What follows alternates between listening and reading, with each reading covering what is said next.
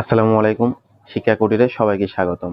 দেখো, এখানে তোমাদের ক নম্বরে বলছে কি log 3 base x x square minus 7 equal কি আছে 2 আছে। তো এটা যদি হয় তখন বলছে কি এক্স এর মান নির্ণয় করো। তো দেওয়া আছে কি যে ক নম্বর আমরা সমাধান করি। দেওয়া আছে log base 3 log 3 base x square minus 7 equal 2 দেওয়া আছে। তো এখান থেকে আমরা কি করতে পারি, আমরা লগের একটা সূত্র শিখছি এরকম যে তোমার ধরো লগ এরকম ভিত্তি তার আছে ধরো বি, এখানে আছে তোমার সি ইকুয়াল এখানে আছে এ, এরকম একটা ফরম্যাট যে লগের ভিত্তি আছে বি, এখানে সি, এবার কি এ। তো এটা থেকে আমরা, এটা তো ছিল কি লগের নিয়মে, তো এটাকে যদি আমরা সূচকের নিয়মে আনতে চাই তো তাহলে সূত্রটা হচ্ছে এরকম যে এই যে তোমার বি আছে না, তো বি টু দি পাওয়ার কি হবে এ হবে ইকুয়াল কি হবে সি।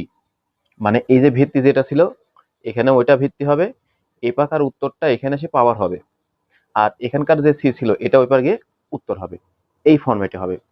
তো এটার সাথে তুমি যদি এটা মিলাও তো দেখো কি দেখতে পাবে, যে তোমরা দেখতে পাচ্ছ এটা আছে না, তো এটা যাবে ওই পার, মানে কি যে এক্স স্কোয়ার মাইনাস 7, আর এই যে ভিত্তি ছিল 3, তো 3 থাকবে ভিত্তি, আর এই পাকে যে উত্তর সেটা কি হবে এর মাথার উপরে পাওয়ার হিসেবে চলে যাবে।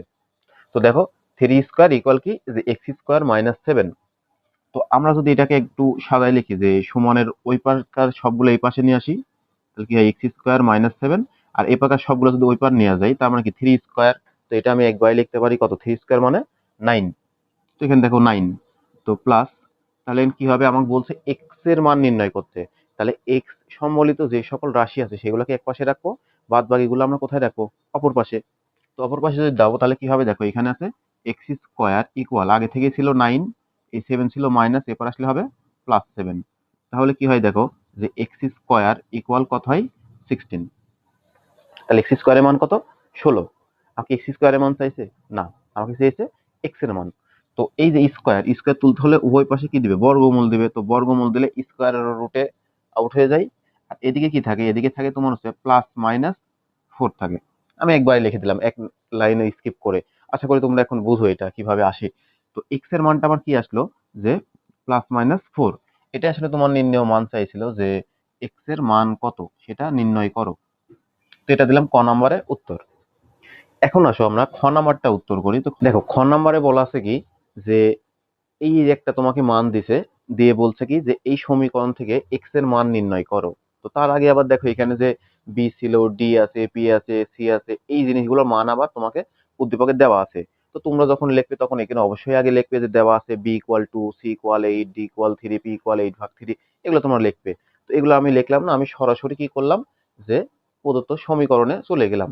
তো প্রদত্ত সমীকরণটা কি দেওয়া আছে দেখো, যে প্রদত্ত প্রদত্ত সমীকরণ সমীকরণ তো সমীকরণটা কি আছে দেখো যে বি টু দি পাওয়ার। তো দেখো এটা ছিল তোমার প্রদত্ত সমীকরণ। এখন আমরা কি করব, এই প্রদত্ত সমীকরণে যার যে মানটা দেওয়া ছিল উদ্দীপকে সেই মানগুলো আমরা কি করব বসিয়ে দেব। তো আসো বসাও।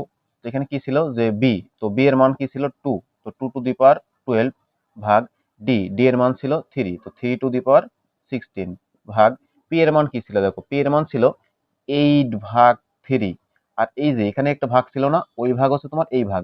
তো দেখো সব সময়ের জন্য এই যে গুণ ভাগ প্লাস মাইনাস যাই থাকুক সেটা কি করবে, এখানকার যে ভগ্নাংশের ভাগ সেটা এই সমানে লিখবে। আর এটার উপরে যে পি ছিল দেখো, পি এর একটা আবার ভগ্নাংশ আছে মান 8/3, ওটা ওইভাবে লিখলে। নিচে কি ছিল সি, সি এর মান কত 8। এই গোটাটার উপর কি ছিল একবারে ছিল টু দি পাওয়ার হিসেবে 16।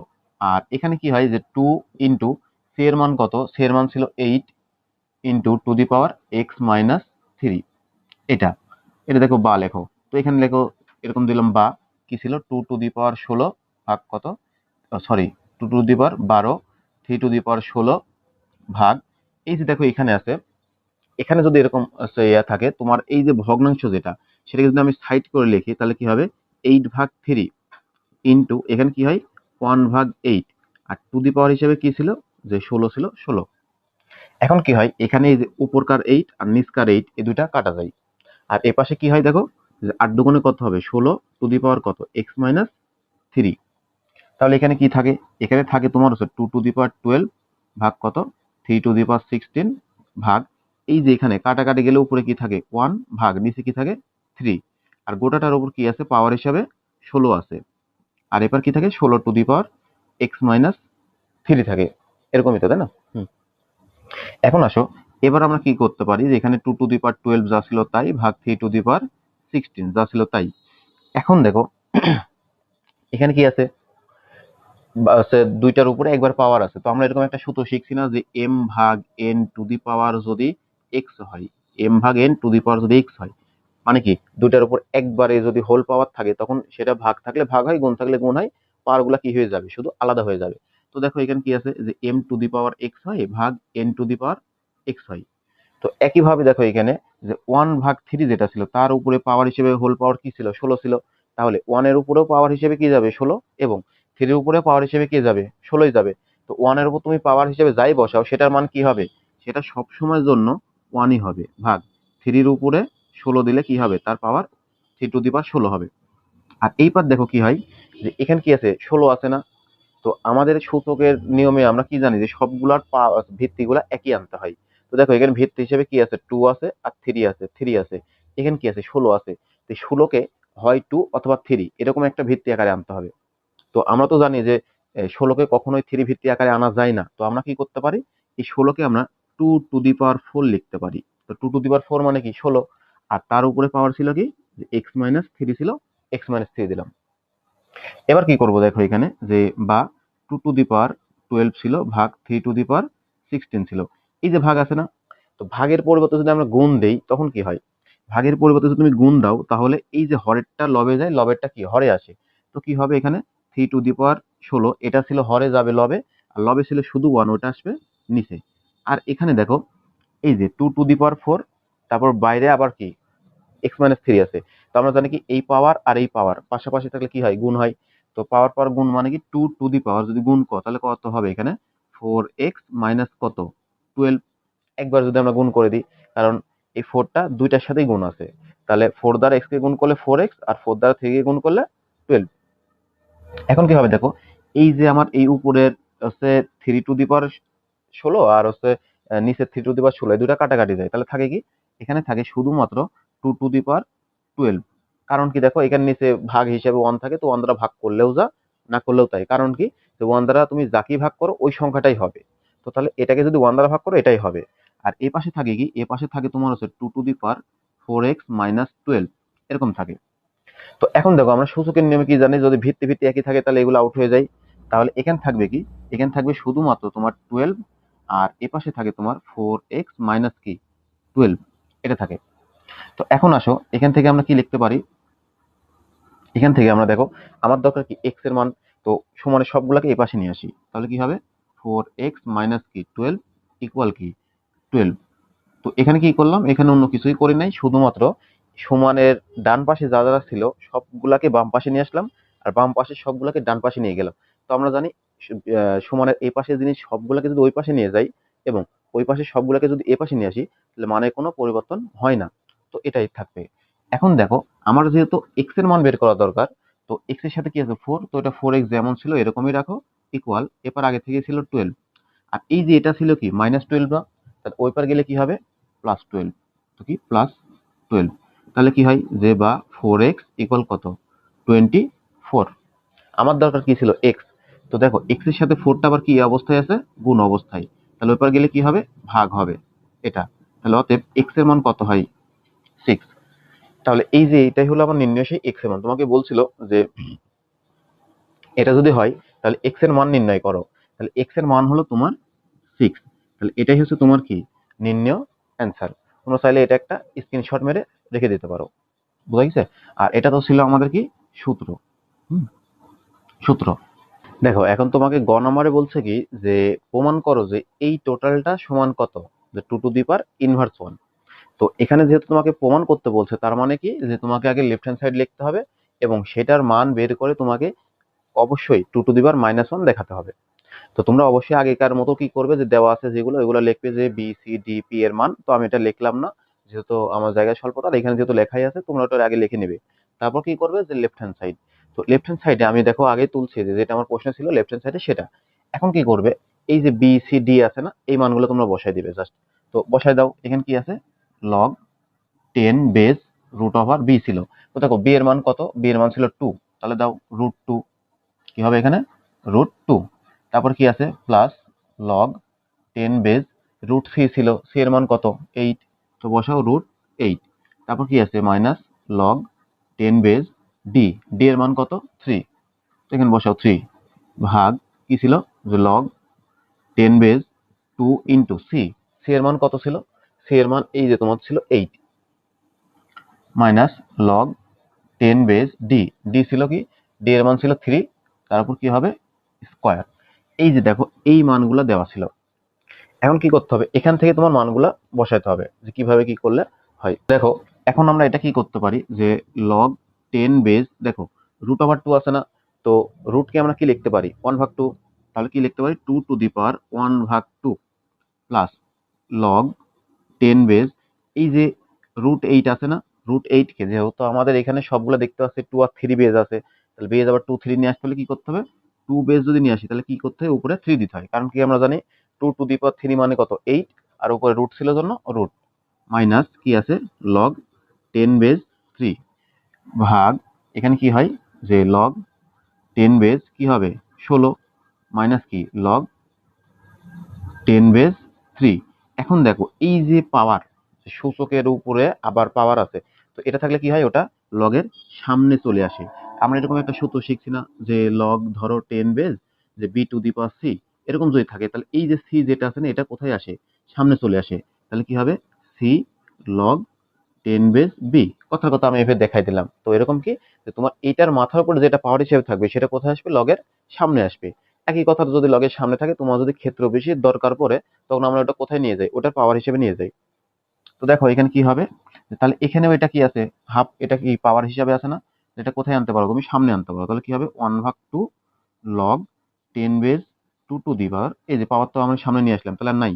তারপর কি আছে এখানে দেখো প্লাস যে লগ 10 বেজ কি আছে এখানে 2, দেখো এই যে এখানে আছে না √3, এখানে কি আছে যে 2 3 তার উপরে কি আছে রুট, তো এটাকে আমরা এইভাবে ধরতে পারি দেখো যে x⁻n তারপর কি আছে রুট, এরকম যদি থাকে তো আমরা কি জানতাম যে আমরা জানতাম x⁻, যে তোমার কি হবে n ভাগ কি হবে 2, এরকম না, তাহলে এখানে কি হবে যে 2⁻3 ভাগ কি হবে 2, এটাই তো হবে।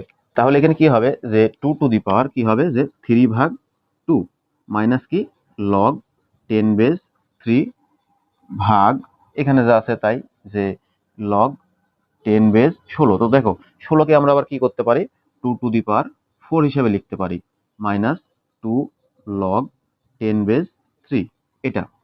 তো এখন দেখো সবগুলোকে যদি আমি সামনে ওইভাবে লিখি তাহলে কি হবে 1/2 লগ 10 বেজ 2 প্লাস এই যে 3/2 আছে না, এটা কি পাওয়ার হিসেবে আছে, তো ওটাকে আমরা কি করতে পারি সামনে নিয়ে আসতে পারি, তাহলে কি হবে 3/2 log 10 base 2 minus log 10 base 3 ভাগ এখানে কি হবে যে এই যে পাওয়ার হিসেবে 4 আছে এটা কোথায় আবার সামনে আনতে পারি, তাহলে কি হবে 4 log base 10 2 minus 2 log base 10 3।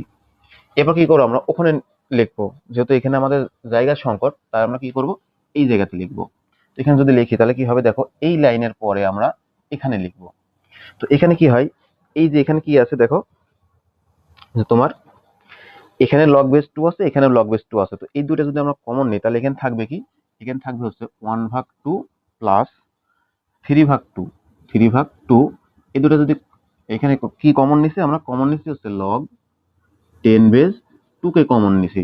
তো দেখো এখানেও ছিল লগ 10 বেস 2 এখানেও ছিল কি লগ 10 বেস 2, তো ওই দুই জায়গা থেকে যদি আমরা লগ 10 বেস 2 কমন নিই তাহলে এখানে থাকে কি 1/2 আর এখানে থাকে 3/2, এই দুটো ছিল কি প্লাস তাই জন্য কি প্লাস দিয়েছি, আর পরেরটা যা ছিল তাই যে মাইনাস লগ 10 বেস 3 ভাগ নিচে কি ছিল দেখো নিচে এখানে আছে 4 লগ 10 বেস 2 এখানে 2 লগ 10 বেস 3, তো দেখো এখানে আছে 4 এখানে আছে 2, তো এই দুটো থেকে আমরা কি কমন নিতে পারি 2 কমন নিতে পারি, তো যদি 2 এখান থেকে কমন নিই তাহলে এখানে থাকবে 2, তাহলে এখানে বাড়তি থাকে কি শুধুমাত্র 2, তাহলে 2 লগ 10 বেস 2 মাইনাস এখন দেখো এখানে 2 এর 2 যদি কমন নিই থাকে কি 1, তো 1 তো লেখার দরকার পড়ে না, তাহলে কি হবে লগ 10 বেস 3 এটা।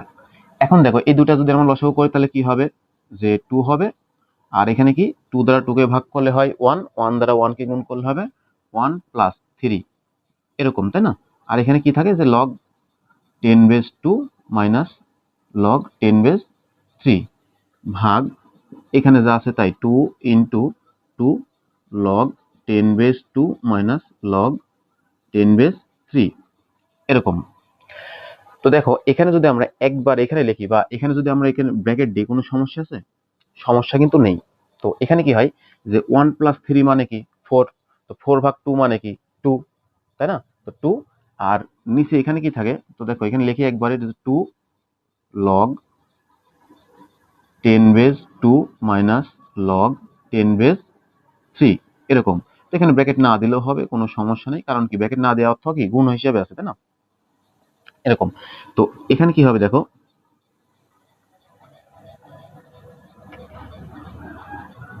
এখানে ব্র্যাকেট হবে না, কারণ কি, যে এইটা তো আমার শুধু এটার সাথে গুণ ছিল, এখানে তো ব্র্যাকেট হবে না, আমি ব্র্যাকেট ভুলে দিছিলাম তাই। তো এখানে ব্র্যাকেট হবে না, তো জিনিসটা এরকম হবে। তো এখানে আর নিচে কি থাকে, যে 2 ইন্টু 2 লগ বেস 10 2 মাইনাস কি লগ 10 বেস 3, এটা। তো এখানে দেখো আমি যেহেতু প্রথমে কমন নিয়েছিলাম কি, যে লগ 10 বেস 2 কমন নিয়েছিলাম, তো লগ 10 বেস 2 মানে কি এই দুটো ছিল ব্র্যাকেটে, আর এটা তো আমার ব্র্যাকেটের বাইরে ছিল, এটা তো ব্র্যাকেটে ছিল না। তো তাহলে হয় কি, এই দুটার লসাগু করলাম এখানে এরকম, এখানে তো এখানে ভুল করে তখন কি দিয়েছিলাম, ব্র্যাকেট দিয়েছিলাম। তো এটা ব্র্যাকেট হবে না, কারণ কি, যখন তুমি এটা ব্র্যাকেট দেবে তখন এটার অর্থ দ্বারাই এই জিনিসটা আবার এটার সাথে গুণ আছে। তো এটা তো এটার সাথে গুণ ছিল না, এটা তো আলাদাই ছিল। তো যখন আমি এখানে ব্র্যাকেট দিব তখন এটার অর্থ দাঁড়াবে এই জিনিসটা আবার এটার সাথেও গুণ আছে, তখন তোর অঙ্কটা ভুল হয়ে যাবে। তো তখন আমি ভুলে আর কি ব্র্যাকেট দিছিলাম, তো ব্র্যাকেট পরে মুছে দিলাম। তো দেখো তারপর এই দুটা যোগ করলে কত হয় 4, তো 4 ভাগ 2 মানে কি 2 ছিল, আর এখানে যা ছিল তাই লিখলাম, আর নিচেও যা ছিল তাই লিখলাম। তো এই কাজ করার পর দেখো এখন হচ্ছে কি, যে উপরে আমার কি আছে 2 ইন্টু লগ 10 বেস 2 মাইনাস কি লগ 10 বেস 3, নিচেও কি আছে 2 লগ 10 বেস 2 মাইনাস কি লগ 10 বেস 3, তার মানে কি আমার উপরের এই যে এটা আর নিচকার এটা একই না? তো একই জিনিস থাকলে কি হয়, কাটা যায়। তো কাটা গেলে উপরে কিছু থাকে না, কিছু থাকে না মানে কি থাকে 1 থাকে, ভাগ কত 2 হয়, এরকম। এখন কথা হচ্ছে, এই জিনিসটাকে যদি আমরা উপরে এইভাবে লিখি যে 1, এটা কি ছিল, ভাগ ছিল না? তো ভাগের পরিবর্তে তুমি যদি গুণ হিসাবে লেখো, তাহলে এই যে 2 এর মাথার উপরে এখন কিছু নাই মানে কত আছে, 1 আছে। তো এই 1টা পাওয়ারটা নিচ থেকে মানে ভাগ থেকে গুণ হলে তখন পাওয়ারটা কি হয়ে যায়, চিহ্নের পরিবর্তন হয়। তাহলে কি হবে, 2 টু দি পাওয়ার মাইনাস 1 হবে। আর 1 দ্বারা তুমি যাকেই গুণ করো ওই সংখ্যাই হয়, তার মানে কি হবে এখানে 2 টু দি পাওয়ার মাইনাস 1 হবে। আর এটাই তোমাকে কি বলছিল, যে রাইট হ্যান্ড সাইডে প্রমাণ করতে বলছিল, তাহলে ইকুয়াল কি হবে, যে রাইট হ্যান্ড সাইড। আর এটা কি করতে বলছিল, যে প্রমাণ করতে বলছিল, তাহলে অতএব left hand side equal right hand side prove, এটা। তো এই ছিল তোমাদের আসলে মূলত এই প্রশ্নটা, এটা ছিল তোমাদের হচ্ছে 4 পয়েন্টের, মানে অর্থাৎ সূচক ও লগারিদম অধ্যায়ের ছিল, এবং ঢাকা বোর্ড 25-এর 2 নম্বর ম্যাথ ছিল। তো আমরা কি করতেছি, যে শিক্ষা কুটির থেকে আমরা ধারাবাহিক তোমাদের যে বোর্ড প্রশ্নগুলো আছে সেগুলো সলভ করছি, এগুলো আমরা তোমার দিব, পদার্থ দিব, রসায়নের দিব, ম্যাথের দিব, হায়ার ম্যাথের দিব, এবং চেষ্টা করবো এগুলো সবগুলা দেওয়ার। তো তোমাদের একটাই কাজ হবে, তোমরা যদি এগুলো ভালো করে বুঝে থাকো এবং তোমাদের যদি উপকারে আসে, তোমরা এগুলো তোমাদের বন্ধু এবং বান্ধবীদেরকে শেয়ার করবে, তাদেরকে এই ভিডিওগুলো দেখতে উৎসাহিত করবে, এবং তোমাদের আর কি কি ভাবে ভিডিও দিলে বা কোন টাইপের ভিডিও দিলে, কি ক্লাস দিলে তোমাদের জন্য ভালো হয় সেগুলো অবশ্যই তোমরা কমেন্টে জানাবে, এবং কি করলে তোমাদের সকলের সুবিধা হয় সেই জিনিসটা অবশ্যই জানাবে। তো আশা করি সবাই ভালো থাকবে। দেখা হবে পরবর্তী ভিডিওতে। আসসালামু আলাইকুম।